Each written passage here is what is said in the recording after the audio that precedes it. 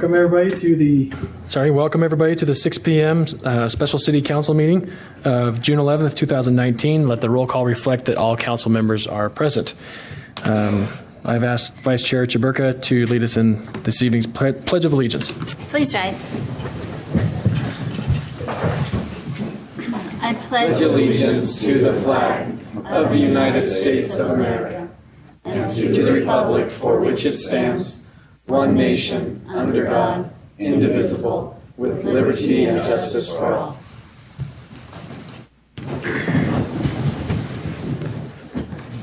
Thank you, Angela. Please consider joining us for a moment of silence.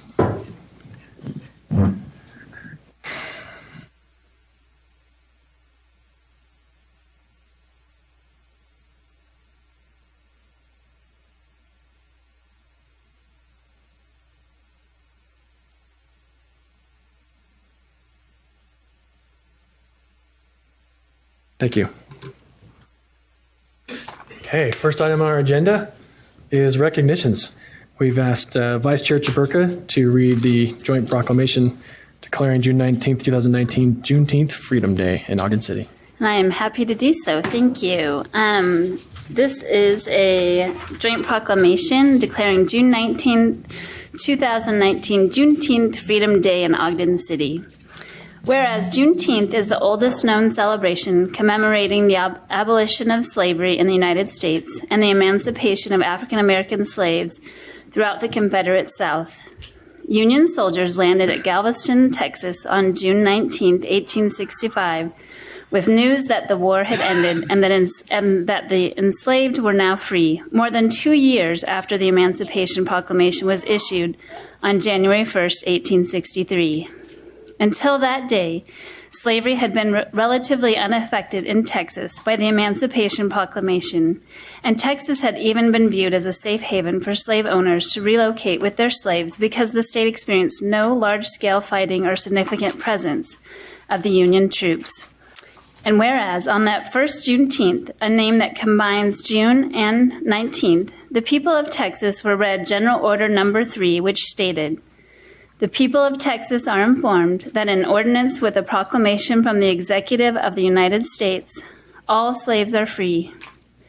This involves an absolute equality of rights and rights of property between former masters and slaves, and the connection heretofore existing between them becomes that between employer and free laborer." The Juneteenth announcement was met with jubilation that spread throughout the country as African Americans relocated to neighboring states and became reacquainted with family. And whereas the first Juneteenth celebration was a time for reassurance, prayer, and the gathering of family members, Juneteenth continued to be widely observed in Texas decades later, with many former slaves and descendants making an annual pilgrimage back to Galveston. Juneteenth today continues to grow within communities and organizations throughout the country. Numerous local and national Juneteenth organizations have arisen alongside older organizations with the common mission of promoting and cultivating knowledge and appreciation of African American history and culture, while encouraging continuous self-development and respect for all people and cultures. And whereas, during the 2016 legislative session, Utah became the 45th state in the nation to have an official state observance of Juneteenth Freedom Day, which is commemorated annually in Utah on the third Saturday in June. The Juneteenth commemoration has been observed in Utah as a community freedom festival for more than 75 years by various communities. Now, therefore, be it resolved that the Ogden City Council and Mayor Michael P. Caldwell hereby proclaim June 19, 2019, Juneteenth Freedom Day in Ogden City. We encourage residents, schools, businesses, and community groups to celebrate Juneteenth as a day of remembrance and celebration.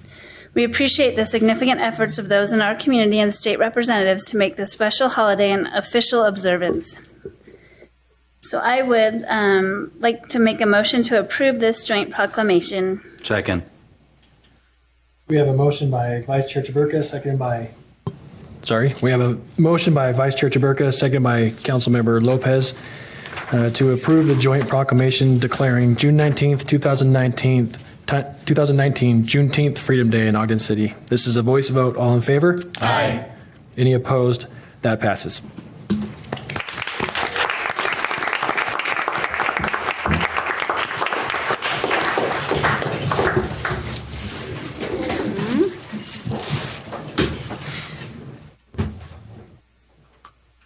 are you? All right. Thanks for being here. Y'all gonna get you a side suit. Yes. Betty. Thank you so much. Thanks, man. Thank you so much. Long time no see. Yeah.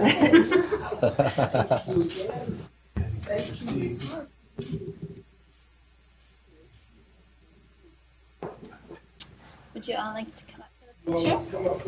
Come on up. Come on up for the picture. These are members of our Juneteenth Planning Committee. Good. And everybody's welcome to be a part of it, and we encourage folks to join in because this is truly a community effort. The game is really fun. James?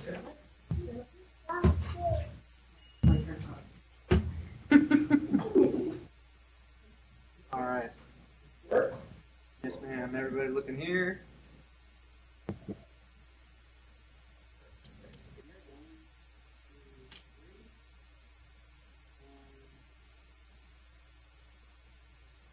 Who's missing? I'm trying to find Marsha in the window. There we go. There we go. Okay, all right. 1, 2, 3. Couple more. Okay, thank you so much. Thank you. Oh, sit tight. Sit tight. Oh, look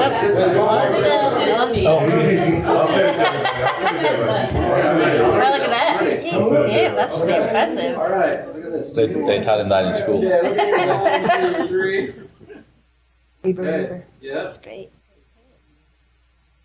Okay. Thank you. Hey, Miss Betty, do you want to say your announcement in the microphone so people can? I'm such a mess. Where's my stuff? Again, on behalf of our Utah Juneteenth Heritage and Freedom Festival Planning Committee, we thank you again for the presentation and more so for the support that we've had. This year is the 30th anniversary of our Ogden Juneteenth celebration. We had our first event at Marshall White Center, June, I think it was probably the 16th or 15th in 1989. And we had been celebrating it in Salt Lake, and the plans fell through and they were going to cancel Juneteenth. I said, how do you cancel Juneteenth? It's going to come with or without us. And I made a call up to Marshall White Center to Maurice White, who was the director at the time, and said, Maurice, help, anything going on this weekend? And he says, no. I said, can we come up and do Juneteenth? And he said, yes. And in 2 weeks, we moved everything to Ogden, and we've been here ever since. We've done events both in Ogden and Salt Lake, but I fought to keep a presence here in Ogden because everything does not have to be in Salt Lake, right? I agree. And it's important that other folk drive that same 32 miles and come and see us and enjoy what Ogden has to offer. And so again, we thank you so much.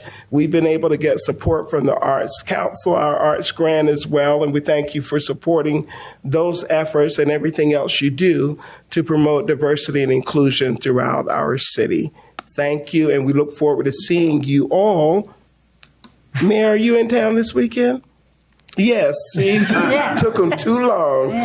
So between Saturday and Sunday, I expect to see you and look forward to having you on stage to share a few remarks on behalf of the celebration. We're at the amphitheater starting at noon on Saturday and again on Sunday.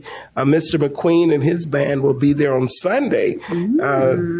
Doing a little thing for us. So we look forward to having you all there. And again, thank you so much to our committee. We couldn't do it without their work. They're all volunteers, so thank you.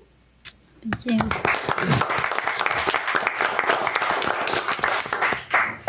you. Betty, thank you to you and to all the volunteers on the committee. I don't know if you ever rest. No.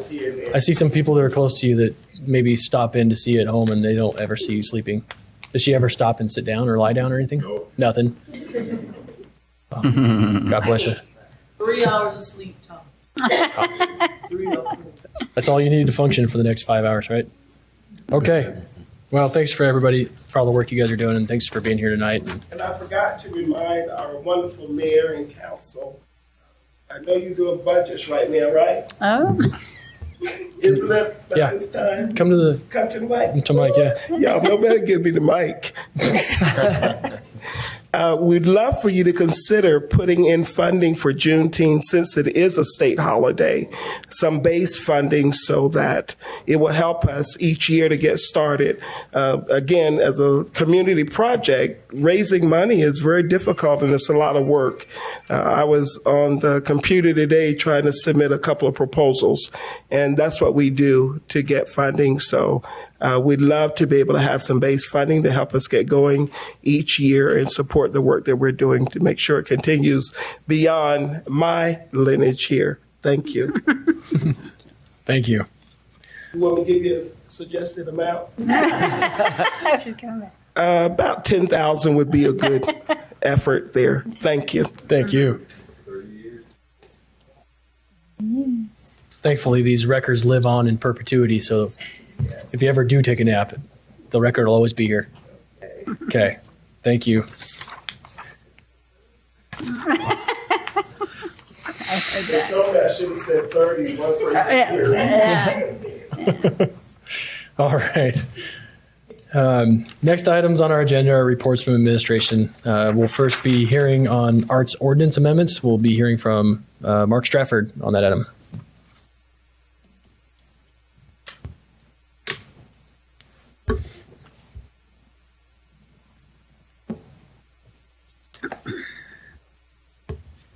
Chair Nadolski and members of the council. So this proposal is to adjust the way that the city funds the both the grants, the arts grants process, as well as the way that we fund the art projects that are owned by the city and you see in different places throughout the city. This Ogden City has a long history of funding, and I'm mostly going to talk about arts projects and not so much about grants, but a long history of funding arts projects. And that was historically done through 1% of each capital improvement project. So if a building was constructed or some other kind of capital project was done, there was a line item in there to allocate 1% of that towards public art, with the idea that it would go usually on the structure that was being built itself. For several reasons, as time went on, there were some challenges with that method of funding, partially because in some years there would be significant number of capital projects, and there would be a lot of funding. And then in other years there would be less, not as many projects and less funding.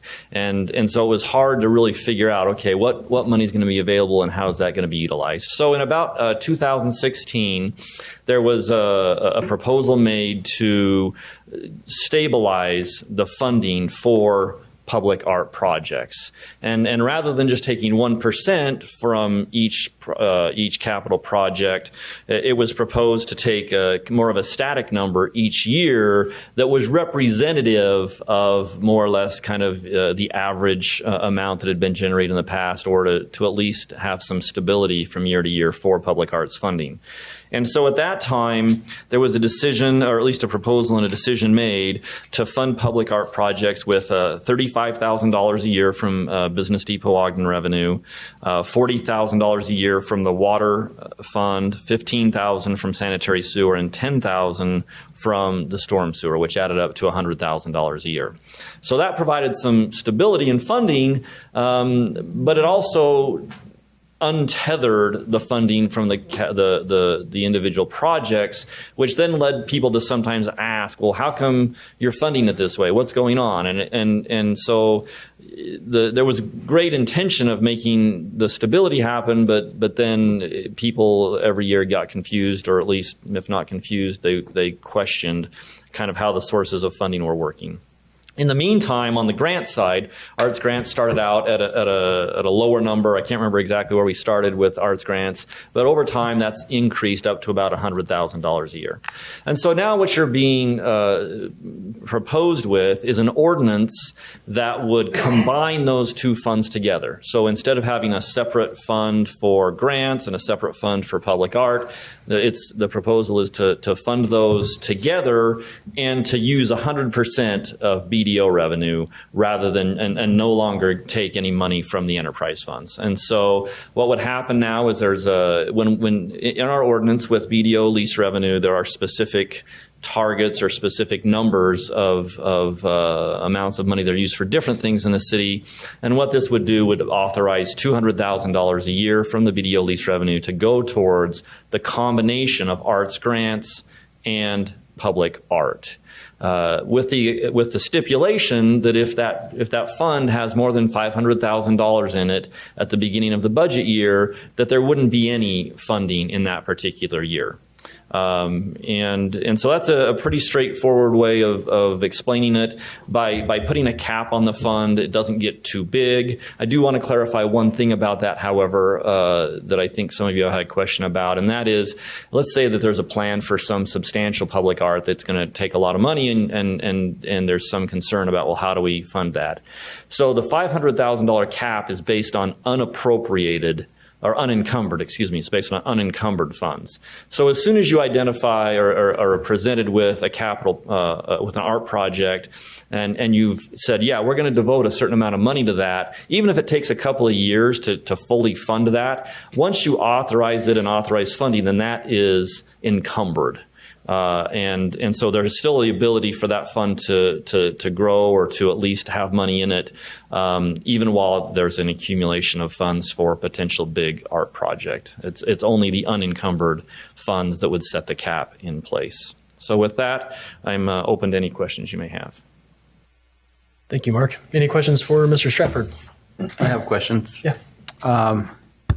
So I happen to believe that you could never have enough money to do art projects. Why not leave, again, maybe that's not something that we can resolve today, but just want to put it out there. Why not leave the CPI 1%? Because if those funding are going to go into whatever CPI project we're doing, then that means that the funds will be spent for that particular project. Is that correct? Well, it would have to be built into the project. So is your question about if we have a capital project and we want to do art with it? Correct. So in the past, the idea was to, and hopefully I'll get the answer to your question. So in the past, the idea was that as you did each project, you'd take 1%, and that would really kind of be the limit of what you do for art for that project. Mm-hmm. So if a fire station costs $2 million, you'd have $20,000 for art, and that was kind of it. Now, we had some projects that, for whatever reason, didn't make sense to do art, and so you could go and get money, for that anyway. This change doesn't eliminate the ability to do those art projects on public buildings. All it does is it sets aside a specific amount each year rather than having the fluctuation. And really, that decision was made in 2016 to do that. But I think another question that maybe follows on from that is, well, what if the council wants to fund more than $200,000 in a year? You got $100,000 that is kind of routinely going for grants, but then what if we want to do more than $100,000 for public art? This doesn't stop you as a council from making a determination to do additional funding. What it does is it sets a minimum, but it doesn't set a maximum. So it's $200,000 a year as long as the unencumbered funds are not over $500,000. But if you look at the ordinance that deals with BDO lease revenue and it goes through and it says you'll spend this much, this much, this much, this much, when you get to the bottom of that list, it calls for funding of other projects or programs as deemed appropriate. So if you deem appropriate in that year to do as much as you think is necessary for public art, you can do more than the $200,000. It's not limited to that. It's just a minimum contribution. Okay. But long answer to I think a short question. When somebody is proposing a public project that's a building of some kind, they make a request to have public arts funds used in connection with that building. That gets ranked, it comes to you, and then you make a determination of whether you want to fund that public art and how much you want to fund it for. And that's in the current ordinance, the way it's already written. Could this funding be used to pay for salaries for art staff? No. No? Okay. Only for the art itself. Only It for would the pay art. the salary of the artist, right, for the project yeah. they're doing, but not for art staff. Okay. Thank you. And Chair, just a comment to that. I think the 1%, what was happening is it was fluctuating. So one year it'd be $40,000, and then next year it'd be $80,000, and then maybe the following year $102,000. And so I think we were trying to stabilize that as a regular. Yeah. That's why we went away from that 1%. I think that I remember making the decision, and I haven't regretted that decision because, one, for the consistency, but two, for the flexibility and the creativity of the arts community. I think, in the past, if someone had a big project that was a utility project and they put 1% of their budget for arts, it was expected that 1% would come right back to that project, and that might not have made the most sense for the community and for according to the arts community and the arts advisory committee. So I really like that we hold true to the principles and the tenets and our leadership in community arts by maintaining the same amount of revenue on a consistent basis, but while maximizing flexibility and creativity for the arts community. And I was hoping for that on top of the 1%. Yes. That's what I was really hoping for. Well, actually, I'm glad that Mark mentioned the question that you did at the end there about would this limit us from adding additional, because I think that's something that we've talked about as a council. Me personally, and I think others agree, this is, for the amount of money we put into this, the amount of effort and energy and passion and creativity that we get from the community is, money well spent.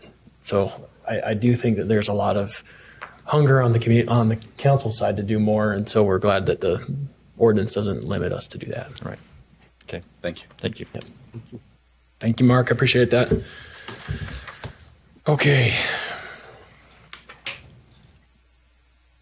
Well, if there's no more questions for the administration, I'll entertain action on this item. Chair Nadolski, I'll make a motion that we adopt ordinance 2019-23. I'll second. We have a motion by Councilmember Heyer, seconded by Councilmember Chaburka to adopt proposed ordinance 2019-23. This is a roll call vote. Councilmember Blair? Aye. Councilmember Heyer? Aye. Councilmember Lopez? Aye. Councilmember Stevens? Aye. Councilmember White? Aye. Vice Chair Chaburka? Aye. Chair Nadolski? Aye. That passes. Thank you, Mark. Thank you for all the work Lori and Christy have done as well. We're going to hear from Lori here in a moment, but I know that. Chair? Yeah. Can I ask one last question? I hope it doesn't change the way you voted. No. It doesn't. Go ahead. Would the request from Betty to get funding for Juneteenth qualify under these grants? Our grants, yes? Okay. So, Base funding, because grants you have to apply each year. oh, yeah. Right. Okay. Base funding. Okay. When she says base, I think she's thinking of an ongoing. Okay.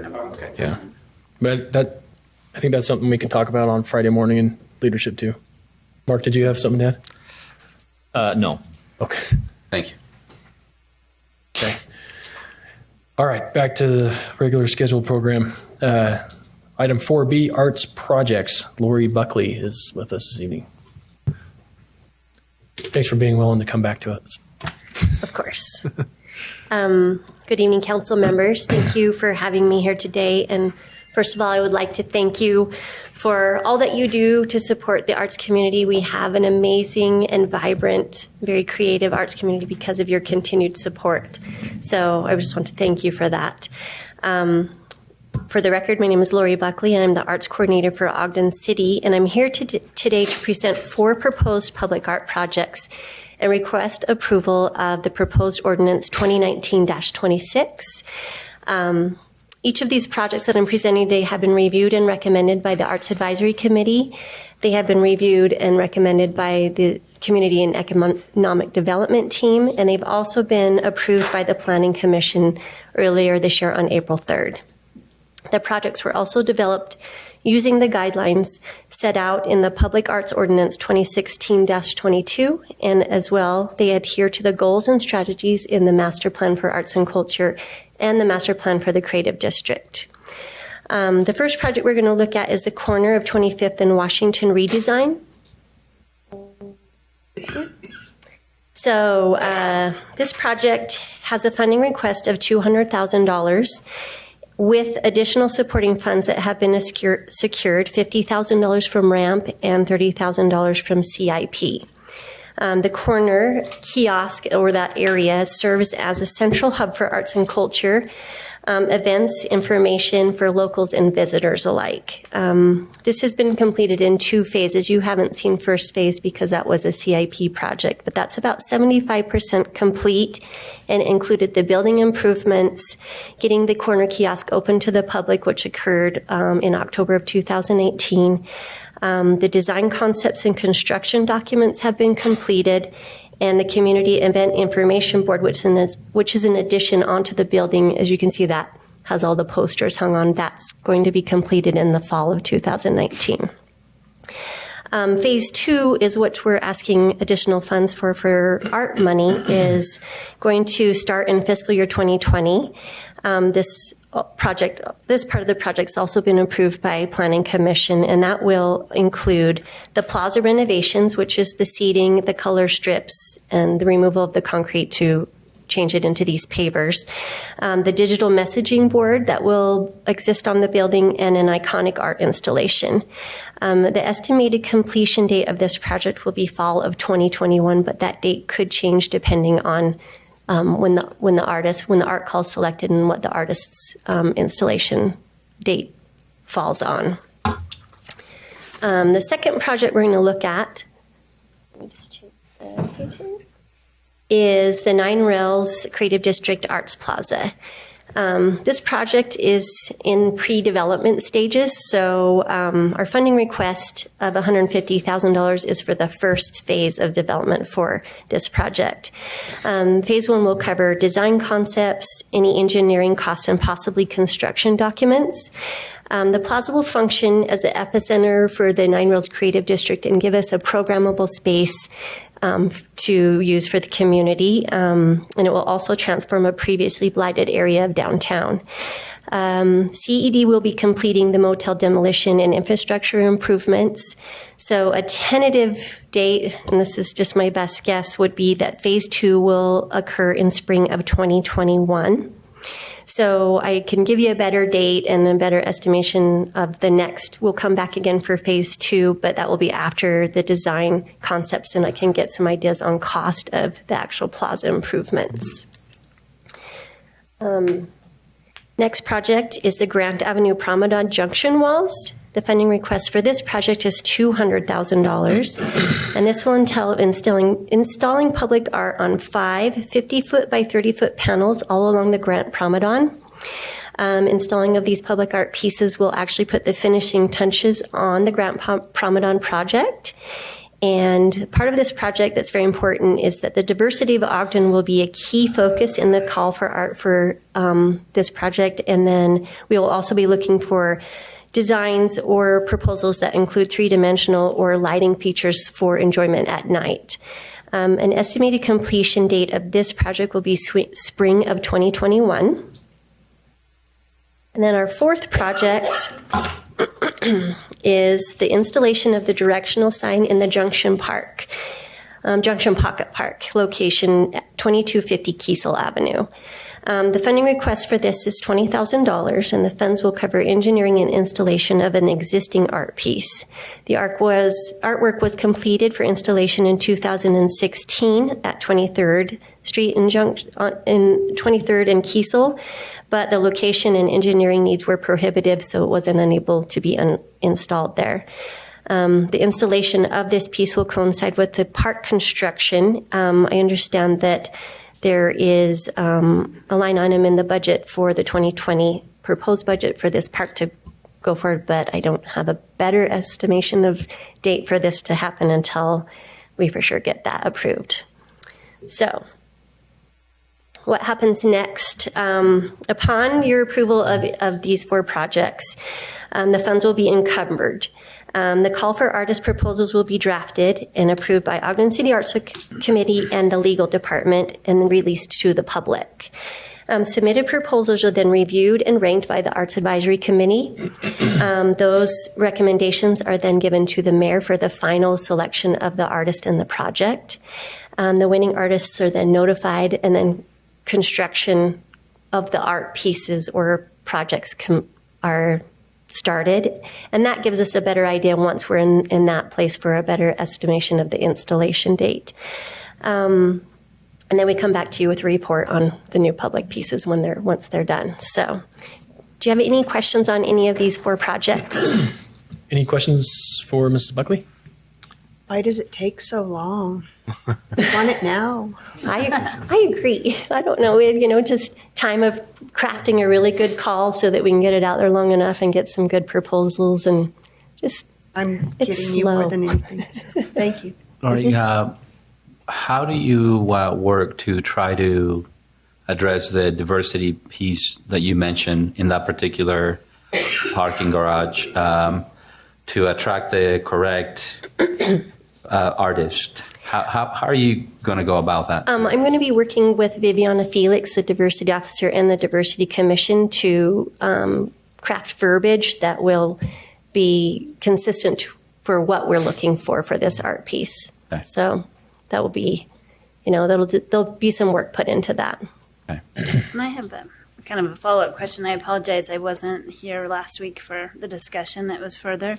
So just kind of adding to your question, Councilmember Lopez, I mean, is the diversity aspect really based on the art piece and how it reflects diverse populations, or is it based on the artist and their background or ethnicity or whatever?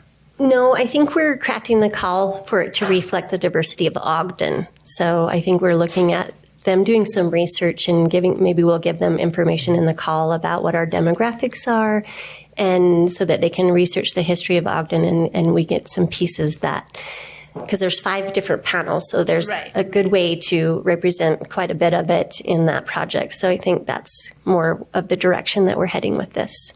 Do we have any priority for local artists versus artists from other places? Usually in all of our local art calls that I put out, we do give an additional point system for if you're a local artist, you get an additional number of points. Awesome. So, I love that. we do. And then I was just curious a little bit more about the call for proposals, what that might look like. And I know you probably cover this extensively, so just give me a basic kind of idea. Well, it's a multi-page document, usually 10 to 12 pages, if not more, and it gives a history of the project, a little bit about Ogden, and then it breaks down into what we're looking for, some example pieces, what our guidelines, and a budget, and what they need to provide. And so it's kind of a just very detailed packet of information for them to craft a proposal for us to review. Great. Thank you. Just one other quick question. So on those concept designs, do you have more than one architect that you work with, or?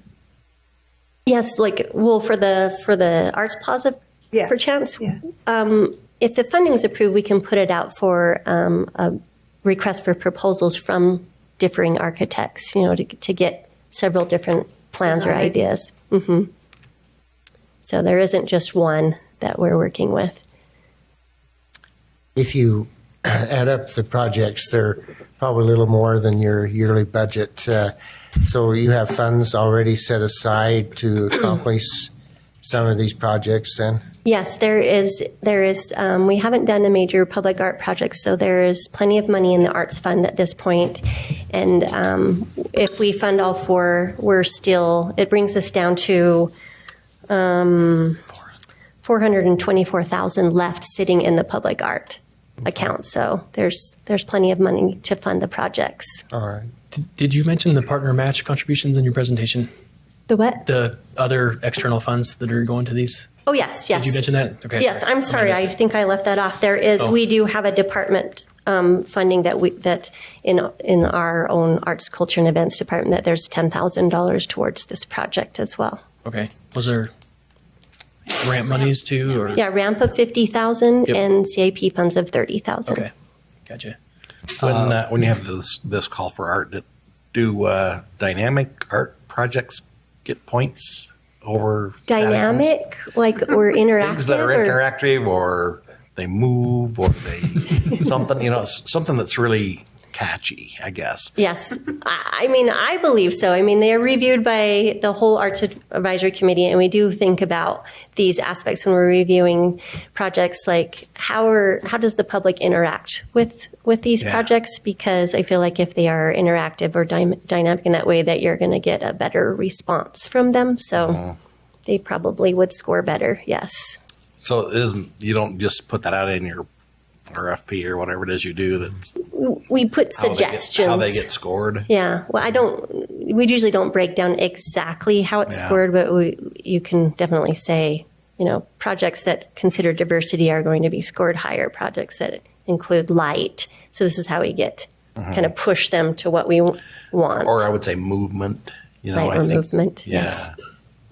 I'm not sure who this question is for, if it's for you or someone else, but so does the council get a chance to weigh in a little bit when some of these projects are selected before they're executed? As per ordinance, we're just here to get your approval, and then it moves into what happens next. So you're approving the concept of the projects and approving the funding towards it, but the Arts Advisory Committee actually reviews all the proposals, and then the mayor selects the final, the winning artist and proposal. So I think that's how it's stated in ordinance. It is. Yeah, you don't want to. It's a lot of. She had a very nice way to tell me no. Yeah. You can join the Arts Advisory Committee. That was her really kind way of telling you to pound sand. My Arts Advisory meetings are public, so you can attend them. Almost political. I think what he's getting at, though, is knowing Councilmember Lopez, I think he trusts what you're telling him. I think he knows what's going to happen. He's just, there's lots of, he's passionate. It's close to his heart. It's close to his heart. And he's nervous that, it might not hit the mark, or meet his expectation. And so I guess my question is, you mentioned that it would go to the Diversity Commission for input on the call for artists. Yes. And I just want to tell Councilmember Lopez that a representative from the Diversity Commission always attends the Arts Advisory Committee meetings, and vice versa. So we're working together on all the time. There you go. That was where I was headed. Does Yeah. that help? Yeah. I think, is it the standing position or assigned from the? Yeah, it's usually the same person. Like we have one that they're assigned it. Who is the person? Yeah. Taylor Knuth attends. Yeah, Taylor Knuth Okay. attends ours, and Shane Osguthorpe attends the diversity from the Arts Advisory Committee. Okay. All right. Okay. Good. Yeah, that'll help. I think maybe that'll help you. Yeah. Yeah. Okay. Maybe I'll go have lunch with Taylor. Doesn't hurt to have lunch with the mayor either. It doesn't sound like. Oh, go to the meeting. Yeah, Yeah. you can go to the meeting. Thank you. But I do want to remind us that diversity isn't just about ethnicity. Yeah. Oh, absolutely not. That's Yes. true.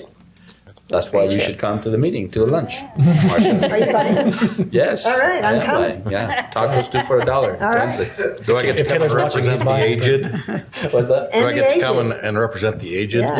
Yeah, absolutely. Yeah. $2 tacos, we're good. One other question, There you Mr. Chair. On your budget, I'm sure some of these need maintenance and upkeep. I'm sure if we get a action figure that, like Chair Heyer, or Councilman Heyer has Wasn't indicated. exactly what I said. But, is there a maintenance fee in your Yes. item? So, as per the art calls, we always say that you can't build anything that requires more than 10% of the cost of the thing to maintain, cost of the project. So we try to craft it to where we're not getting some crazy thing that's going to cost thousands and thousands of dollars to maintain every year. And when I craft the budget, I'm trying to hopefully have enough money to retain 10% of the arts project to put into maintenance fund as well, so that we maintain, because at this point I think we have only $22,000 in the arts maintenance fund, and per ordinance there's about $2,500 going into there each year. And so it got drain down a little bit, repairing the River of Light.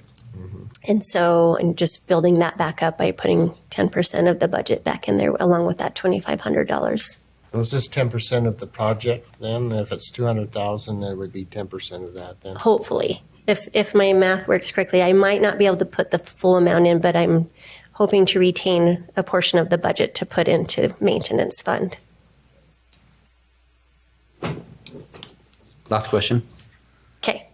from me. No pressure, but From me.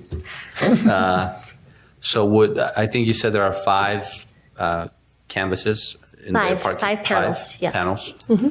So would all 5 be designated for diversity relevance? It's Art? I'm hoping that it's an entire cohesive project. So Oh, yes, okay. not 5 totally separate and, Okay. you know what I mean? I think it will look better and be, just a better project overall if it's a cohesive project. Okay. It All kind right. of relates to each other, the panels. Okay. Thank you. okay, I think you know what's on Councilmember Lopez's mind on this I one. do. I got it. Got it. Okay. Anything else for Lori? Okay, well, thank you very much. We sure appreciate you sticking around for all the questions we always put to you. It's because we love you and we love art. Hope you know that. Okay, before we proceed, just a housekeeping item. If anybody noticed on page 2 of our packet of the council staff review, there's a couple asterisks at the bottom of the arts project recommendation table. One relates to the contribution to the Monarch mural, and another relates to removal of the contribution to the Monarch mural for later consideration. So Amy, I think, is going to correct me if I get it wrong, but the ordinance we just approved prior to Lori's presentation did not include the ordinance language that would have allowed us to consider the Monarch mural. And so we do have to do some cleanup here to remove the Monarch from the consideration, which wasn't in your presentation, but it is included in our packet, and it's something that we'll consider at a later date. Anything else to add, Amy? Yeah, just that you all as a council appreciated the opportunity to review the proposal, and ultimately the determination was, because there was a lot of feedback being received from the arts community, to have a fact-finding session of sorts to allow for public input on those components of that ordinance, and then to consider the Monarch portion at a later time after you consider those components of the ordinance that would allow that consideration. Thank you, Amy. So we'll have, we can entertain action on the possible motion language, and if adopted, the motion language for Lori's presentation would be as stated in our agenda, but as amended, if we get to that point. With that, Chair, I move to adopt, or am I removing it or just adopting it? Okay, just as, okay. Move to adopt. I move to adopt ordinance 2019-26 with an amendment to attach Schedule A, Gotcha. removing Project 5 contribution to the Monarch mural. I'd second it. You're right. That's Procedural clarification. Thank you, Vice Chair Chaburka. We have a motion by Vice Chair Chaburka to adopt proposed ordinance 2019-26 with an amendment to attach Schedule A, removing Project 5 contribution to Monarch mural. Seconded by Councilmember Stevens. So that was clarification. There would not need to be a second motion to clarify that as amended, like I stated. That's okay. Thank you. This is a roll call vote. Councilmember Heyer? Aye. Councilmember Lopez? Aye. Councilmember Stevens? Aye. Councilmember White? Aye. Councilmember Blair? Aye. Vice Chair Chaburka? Aye. Chair Nadolski? Aye. That passes. Thank you, Lori and Christy, for all the work that you do. Thanks for continually coming back to talk with us in spite of all the questions and the hardships. But we really do love art here. So as you can tell from the excitement and the questions. Can I just make a quick comment? Would that be okay? I mean, I just Absolutely. wanted to echo what Amy's maybe was mentioning, was that we, of course, love the Monarch mural. It's a fantastic project, in my own opinion. But we need to make sure we have the right ordinance in place in order to include it in anything we consider. And in our culture, and especially this, what we want to achieve in Ogden is that arts has to be part of that program. it lifts our standards higher, and it gives credibility not only to the citizens but also to our community. So it is important. Anything else from any other council members? I think Vice Chair Chaburka, you're right. We do need to have the right ordinance in place, also the right process in place, but the right expectation and transparency and perception that we're doing things to make sure that we're accounting for the creativity and the equal participation within our public arts, all while trying not to bog it down too much by making everything go through the council ringer and adding delays. But a delicate balance, one I personally maybe never have not achieved. So if I haven't ever, I apologize to you both. But I promise you from my heart, I love the work that you guys do, and I hope you'll always keep coming back and not feel like you've been beat up too bad. Chair, can I ask one more question of Lori? That Sure. just kind of occurred Is to it me. going to change your vote? No, it won't change my vote, but does the art get viewed and scored anonymously, or is the artist's name part of the selling point? The artwork, the proposals usually come with we ask for a resume and their past work so that we can make sure that they're qualified Sure. to. So they are not anonymous. They're actually come forward with all of their information. So I don't know if that's, but we kind of need to know. Well, I get that. I'm just wanting to make sure that the things are on its merit rather than something else. Okay. I guess the reason understand. I brought that up is I thought, boy, what if I wanted to submit an art thing? You know, I would hope that it would go on its merit, not who it was, unless I'm a Picasso or something, or Which you're not. You know, which I'm not. You know. The review process usually looks at, it's not really looking at them personally, but you have to look at their kind of their rap sheet of art projects, their past work, how successful have they been, what experience do they have? Like, is it your first go around? And if it's a big major project, I think where you're less likely to maybe take a chance because it is, the art funds are very precious and we need to protect them. So it isn't really a personal judgment, but it is more of a resume judgment on, what their experience is. Well, I would hope our mayor, who is making the final decision, would kind of take all that stuff into account. And if he sees my name on one, he'd probably say, "Oh, well, I guess we'll not hold that against him." I don't know. Just So just to clarify, just so you're not worried after you leave here. Yeah. Well, one, so you are an artist, just not Picasso. I am an artist. If anybody's been in his, they call it a studio. I've been doing it a long time. In your jewelry shop, he's quite talented. But just so our staff can rest easy, thinking of the thought of you applying for a grant. I think he's using that just fictitious. It was a serendipitous. You should have seen their minds. They're like, yeah. Well, I think there's probably some sort of ineligibility thing where probably so. But it did bring up the question, and that's why I asked. All right. Are you going to put gold up on the wall there? Maybe gold's always good. I think she's trying to figure out a nice way to original. I know, yeah. She found a nice way to tell Louise how to pound sand, but she and we're also going to buy new chairs. We do have new chairs coming. These are not working anymore. Okay. Let's move along. We got a long agenda still. Next item on our agenda is public comments. This is an opportunity to address the council regarding concerns or ideas on any topic.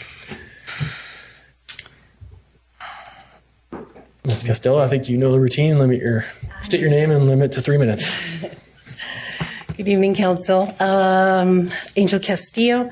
I would like to thank the Council for the effort that they've put in to the Council budget goals and for the fiscal 2020 budget proposals. I've taken a good look at the red line items, and I think it's heartening to see that already the language is reflecting based on some of the information you've gotten from your surveys. I attended a majority of those surveys, and so it's exciting to see, yes, you're walking the walk, you're talking the talk, you're going to be listening to what the public needs and wants are.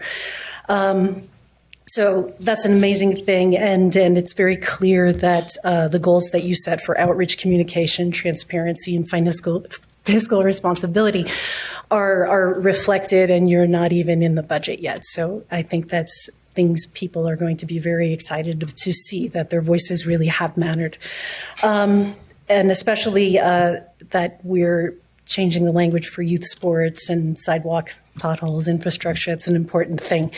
So let's talk about what's important to me. I particularly want to go to the value city employees as an asset, the lines regarding public safety.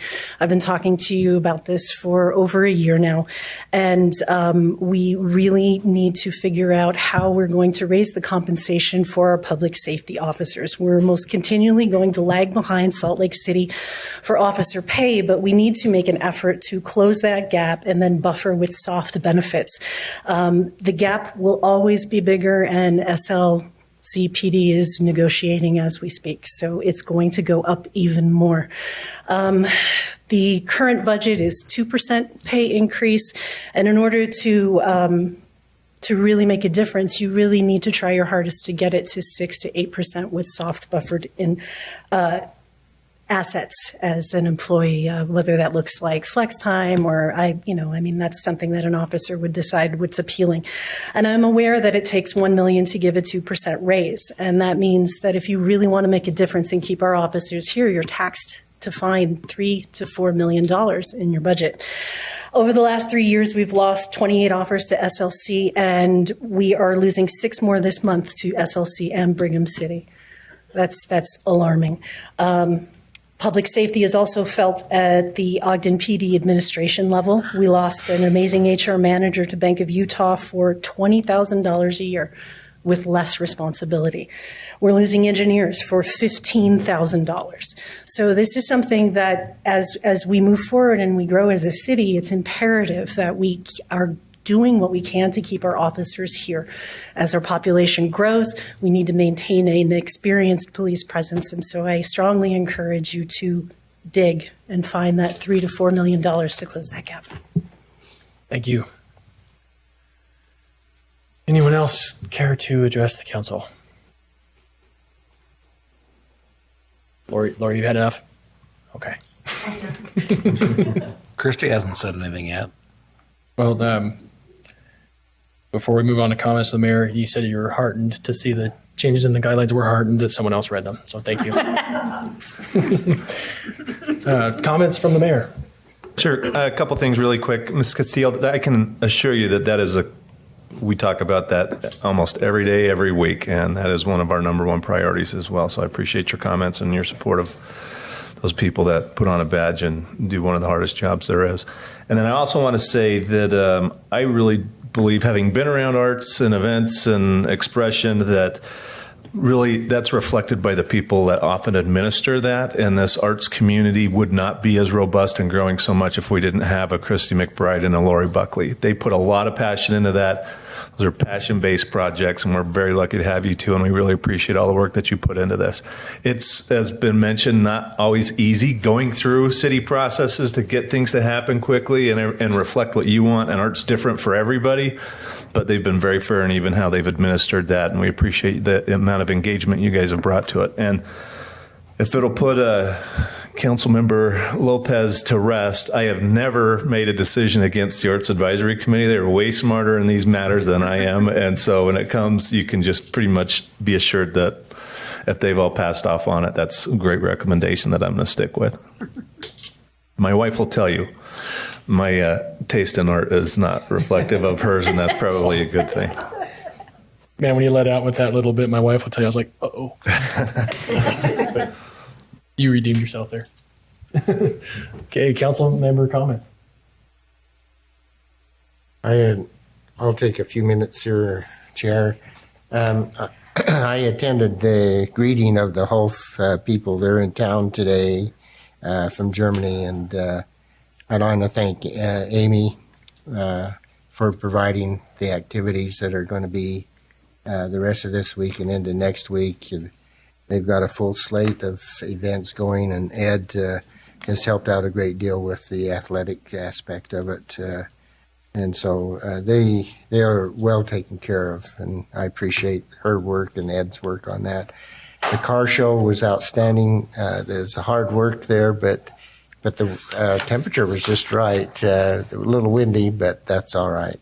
A lot of hard work there and very successful. And I was on the council when we had $35,000 for art, and it was a real challenge. We saw that we needed to increase it and up our game on that, and I'm glad we went forward in developing the program that we have now. We need to sometime down the road maybe take another look at that and see if $100,000 is really going to pay the bill. It may need to be increased from that level up there, Chair. Thank you, Councilmember Stevens. Anyone else? Motion to adjourn.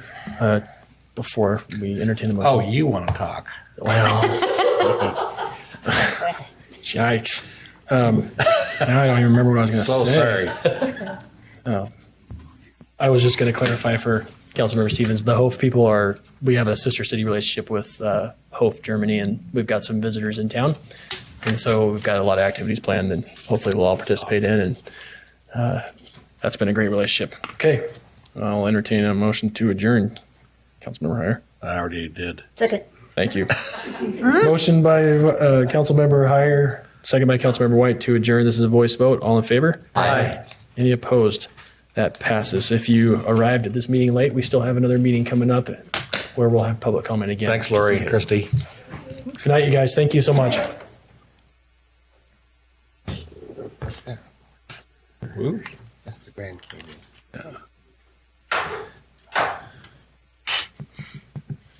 Board members. Yes. Okay. Welcome to the 6 p.m. Redevelopment Agency meeting of June 11th, 2019. Let the roll call reflect that all board members are present. First item on our agenda is public hearing for fiscal year 2020 budget. We'll be hearing from our very own Janine Neller-Smith. Speaking of action figures, here's our superhero. That's right. Thank you, Chair Nadolski and board members. This is a public hearing on the final action on the FY19-20 budget for the redevelopment agency. So there are now 16 project areas in Ogden. You might think that sounds like a lot, but that's down quite a bit from several years ago. We actually had 3 expire in 2018, Lester Park, Park Boulevard, and Wall Avenue. The revenues for the RDA come primarily from property tax increment in the various districts. Some of them have some lease revenue. There are also sometimes interagency transfers from the city to the RDA. And we're going to talk about some of those in just a minute. And sometimes there's interfund transfers from the districts to either administration or to the housing fund. Some of them do receive a bit of income, interest income, and sometimes there's just some miscellaneous income. So each of the project areas have their own individual budget. They operate independently from each other, and for the most part, they are accounted for separately. So these are the budgets for each of the current project areas, which includes the ones that the 3 that just expired, so that you can see that there's that funding for 2020 has been zeroed out. And these are the rest. So the total budget for the project areas is $15,892,000, which is made up primarily of the tax increment revenue. So the total RDA budget includes administration fund, and this is what used to pay for services that the city provides to the RDA. And you can see that is reduced a bit. Each each one of the districts have been created at different time periods and different times in the last 30 years. And they may have contributions for 5% of the tax increment or 10% or no contributions for administration. And so that's why it varies from year to year what that administrative revenue is.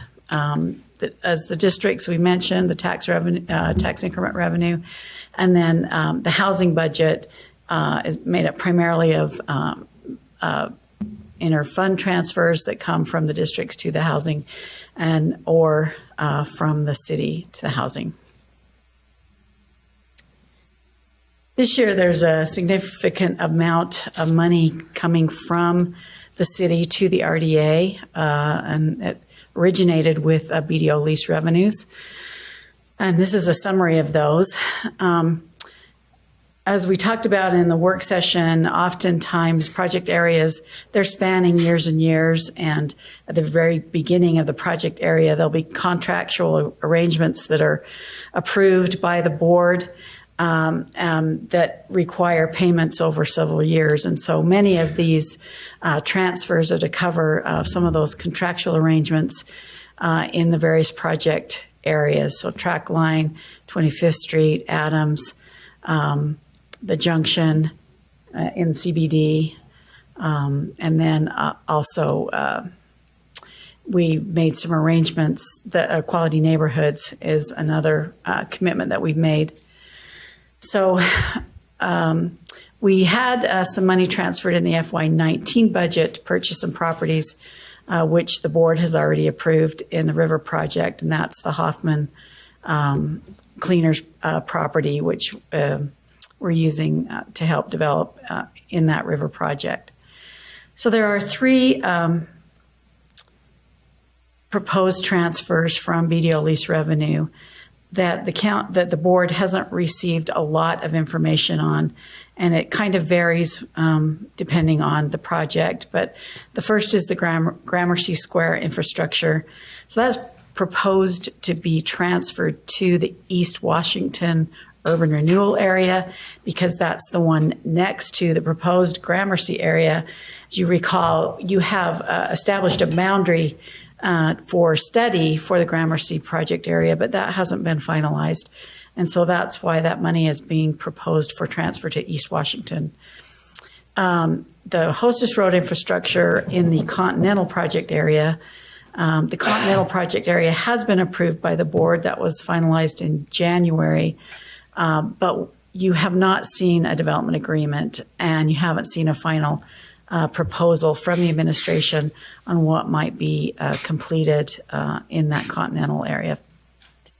So that $651,800 is also up for consideration whether or not you want to appropriate that tonight or wait until you've had some additional opportunities to hear about the project. And the other item is the Gibson Grove that is being proposed to put some funding in the housing fund for $290,000. And some of you may recall several years ago that there were some discussions about developing along the river. And this is just finally moving towards some of those things that were discussed probably at least 4 years ago, maybe 5 years ago. And which tells you how long sometimes it takes to put some of these projects together. Administration works really hard to kind of keep plugging away at getting those. So that is the proposal. The proposal is to adopt that final budget of $17,631,550. However, as we discussed in the work session, if you want to remove those three items from the transfer of BDO lease revenue, you've been given motion language to make that happen. And if that occurs tonight, then we will be making a further change to the final city budget to reflect that change in the transfer. So I'm happy to answer any questions. Thank you, Janine. Any questions for Janine?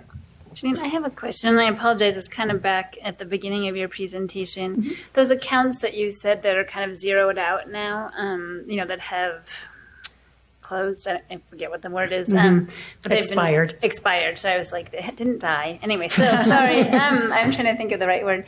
So does that mean it's zeroed out? So it's not really necessarily a negative on the budget in some way. Do we still receive funds from those? Like the property values increased in those areas, correct? So we would still receive property tax, but it wouldn't go to the RDA. Right. It would now go to the city, which is sort of the whole goal of what the redevelopment Right. areas do, right? Is they try and capture some of that portion of the tax increment that goes to the RDA to help the development, and then at the end of the project area, then that money comes back to the city and all of the other taxing entities that pledged tax Right. increment to those projects. So in my understanding, these were all successful in that they at least ended positively, right? Right. Okay. I will point out one, and I think it is the Hinkley Drive there. That actually expired in 2017, but through some accounting magic, they found that actually we had overpaid them. The RDA had overpaid them pursuant to the contractual agreement, so they were required to pay that back.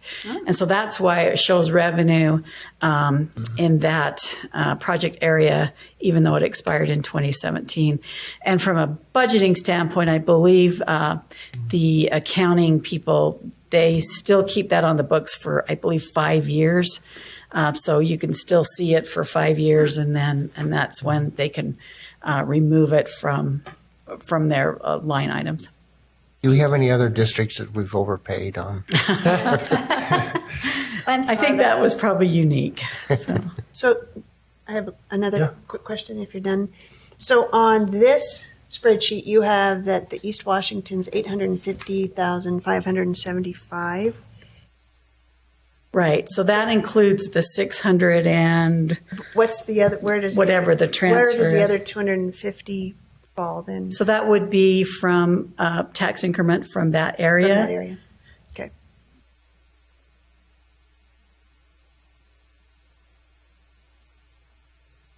Any other questions?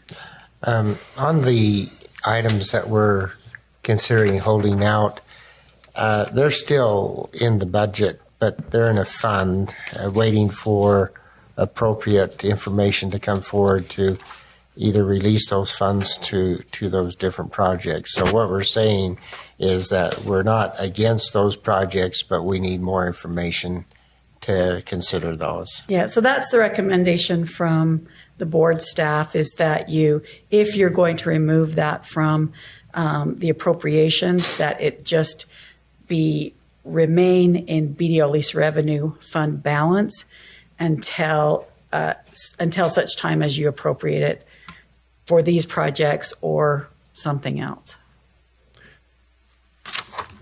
Thanks. Any more questions for Janine? Before you go on, I do have questions. Okay.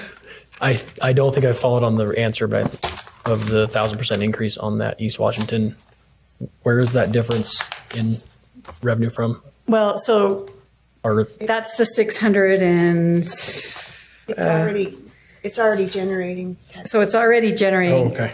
And the reason we're moving that additional, 600,000 into that East Washington area. See, in FY19, it only received 77,000 in tax increment. And now it's including the 600,000 from transfer from BDO lease revenue is why that has increased so much. That's what the proposal is. Okay. Does that make sense? Yeah.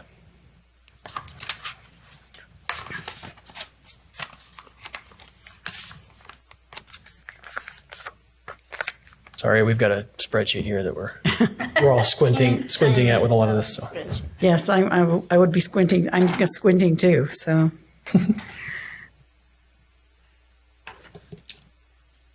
Okay. Thank you, Janine. Right. Thank you. Unless there's more questions from board members, I think we're good. Okay. So the first item to consider is the amendment that Janine mentioned. Before we do that, come on, I know that. Good job. Or, I got it. I know. But before we do that, this is a public hearing. This is your opportunity to address the board with comments on this item, fiscal year 2020 budget.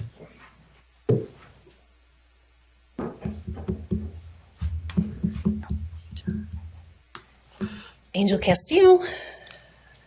I would like to strongly urge the council to consider to hold off on funds without development agreements. I think it's imperative when on the Planning Commission, we don't vote on things unless we know exactly what it is that we're voting on. And so I strongly encourage you to, unless you know exactly what you're approving funds for, to wait to allocate those funds. Thank you. Thank you. Comments from anyone else on this item? Come on. You can comment on this item, or we have public comment on any item afterward too. For just a minute, yeah. Yeah. Okay. That's what I figured. So Thank you. yeah, you bet. Okay. If there's no more comment, I'll entertain a motion. I motion to close the public hearing.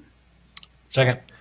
We have a motion by Vice Chair Chaburka, second by Board Member Heyer to close the public hearing. This is a voice vote. All in favor? Aye. Any opposed?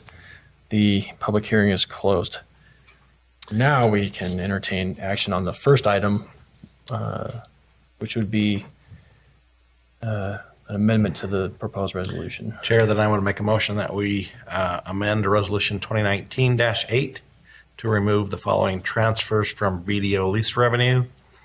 One, Gramercy Square infrastructure in the East Washington project area of $600,000. Two, Hostess Road infrastructure in the Continental project area, $651,800. And the Gibson Grove project in the RDA Housing Fund, $290,000. And I further move that these funds remain in BDO lease revenue fund balance until the board has had an opportunity to review the projects. Second.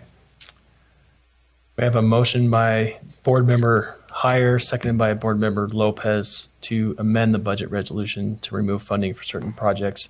This is a roll call vote. Board Member Blair? Aye.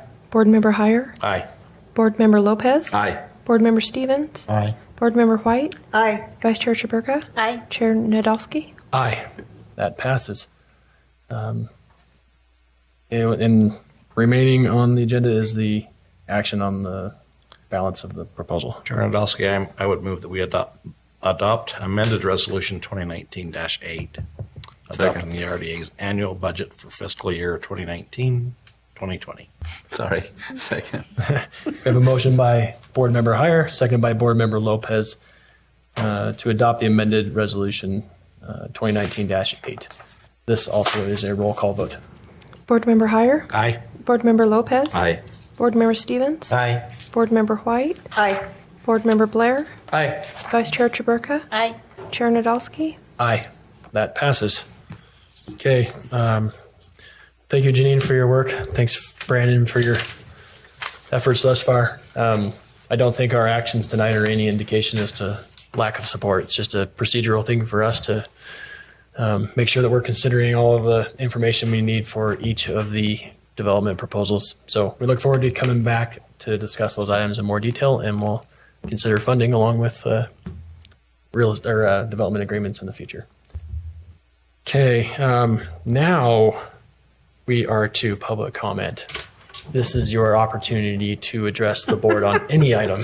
So polite. Thanks for hanging in there, sir. Thanks for being patient. My name is Ed Mackner.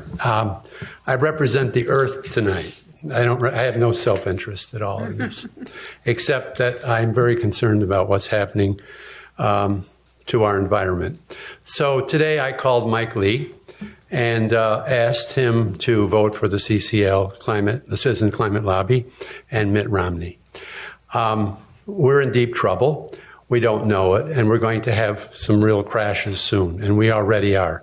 So my only question is, please consider sustainability for business, for the future, for the economy, and for the well-being of the people who will come after us. Okay? And I cry sometimes for the farmers in Omaha, and it's and in India, 120 degrees. People are suffering. Thank you. Thank you. Thank you. Thank you. Appreciate you hanging tight, Mr. Backner. Pardon? Appreciate you being patient and hanging in there with us. Thank you for being here. Anyone else? Angel Castillo, piggybacking on environmental responsibility and sustainability, I would like to ask the council and the mayor to strongly consider signing HB 411, which needs to be signed by the end of this year. It is a document which allows citizens to opt in or opt out with the power companies for whether or not they're going to be using clean energy. That clean energy may most likely come at a higher cost, but the citizens may opt in or opt out. There have been many other cities that have already signed this, and the deadline for this is December 21st this year. So I'd like you to research that and follow behind the Sustainability Committee and actually make sure our city gives our citizens the option to practice living with green energy. Thank you. Anybody else care to address the board? Okay, before we move to comments from the executive director, I think Mr. Magner, appreciate your comments. And your emotion just is a symptom of your passion. Yeah, I work in natural resources for a living, so I share your passion, and also I get to work with a lot of farmers and ranchers, and they are definitely feeling the squeeze. So I'd love to talk with you more afterward. Also on HB 411, that's something that came to our attention as a council about an hour ago. I forwarded some info to our staff. They're nodding they got it. That's something we're going to discuss in leadership on Friday. We've got some homework to do, but we'll be reporting back. So, okay, comments from the executive director. Sure. I don't have anything to add. Was the RDA discussion that we just had and that budget, but I do appreciate the passion for that. We talk about it. I know Councilmember White led a great charge to get the Sustainability Committee up and going, and we have great expectations with that. And we did meet with Rocky Mountain Power, and that did come up, and so we're doing our homework on that as well. Yeah. Good. Okay, comments from board members. As a native Nebraskan, I can guarantee you that Omaha is underwater right now. So I feel for the farmers there as well. So I appreciate your comment. And I do believe that the Sustainability Committee is well aware of the HB 411. And if not, I'm hoping that they'll be presenting something to us soon. So yeah, what's it? It's their second month of meeting, so I hope that they move fast. Sounds like they're probably more familiar with it than we are yet, but we'll get there. Well, and just to add to Board Member White's comments, we talked about it in the Utah Clean Energy meeting as well, that steering committee, about them going to present that project we're working on in partnership with Rocky Mountain Power and Dominion Energy, and then talking about this ordinance and how those things might align or how they work together, so the Sustainability Committee can really do a thorough investigation of that. Comments from other board members? Okay, I will entertain a motion to adjourn. So moved. Second. We have a motion by board member Heyer, second by board member White to adjourn. This is a voice vote. All in favor? Aye. Any opposed? That passes. We are adjourned, and we're almost done for the night. We still have a municipal building authority meeting immediately to follow as soon as our recorders are ready to go. Okay. Welcome to the Municipal Building Authority meeting of June 11th, 2019. Let the roll call reflect that all trustees are present. Thank you. Thank you. First item on our agenda is the fiscal year 2020 budget, which will be presented by our very own Leonard Skinnard. I'm glad that's on the record. I appreciate that. Glenside. Now people I'm good with that. Take that mic with authority now. That's right. Well, thank you. This should go pretty quick. This is your consideration of the final budget for the Municipal Building Authority for the FY20 year. And it just consists of two bonds. So the Public Works Facility Bond, which was issued in 2006, and the Lindquist Field Stadium Bond, which was issued in 2007. You got a chance to take a look at this information a few weeks ago in a work session. So a big thank you to Justin and Lisa for providing this information to you. As far as the line item goes, it's pretty straightforward. We're paying off bonds. So as you might expect, the principal payment goes up, the interest payment goes down. The overall budget doesn't change much, just about $1,600. So if you have any questions, I'd be happy to answer those. Any questions for Glenn Symes? You can call me Glennard, it's fine. It is a term of affection. Okay. Thank you, Glenn. Thanks. Appreciate it, bud. This, too, is a public hearing. So if anybody wishes to address the authority on this item, now is your time. Seeing no motion, I'll entertain a motion. Motion to close public hearing. Second. We have a motion by Trustee Heyer, seconded by Trustee Chaburka to close the public hearing. This is a voice vote. All in favor? Aye. Any opposed? The public hearing is closed. And I make a motion that we adopt Resolution 2019-1. Second. We have a motion by Trustee Heyer, second by Trustee Lopez to adopt proposed resolution 2019-1. This is a roll call vote. Trustee Blair? Aye. Trustee Heyer? Aye. Trustee Lopez? Aye. Trustee Stevens? Aye. Trustee White? Aye. Vice Chair Chaburka? Aye. Chair Nadolski? Aye. That passes. Thank you for everybody that helped tee that up. Okay, next item on our agenda is public comments. This is an opportunity to address the board, the authority regarding concerns or ideas on any topic. That one was in the agenda. Okay. Seeing no movement. Comments from our president.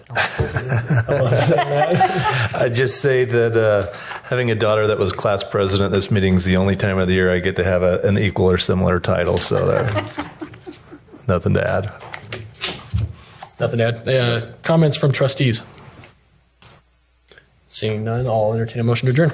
So moved. Second. We have a motion by Trustee Lopez, seconded by Trustee Heyer. This is a voice vote to adjourn. This is a voice vote. All in favor? Aye. Any opposed? We are adjourned. Thanks, everybody.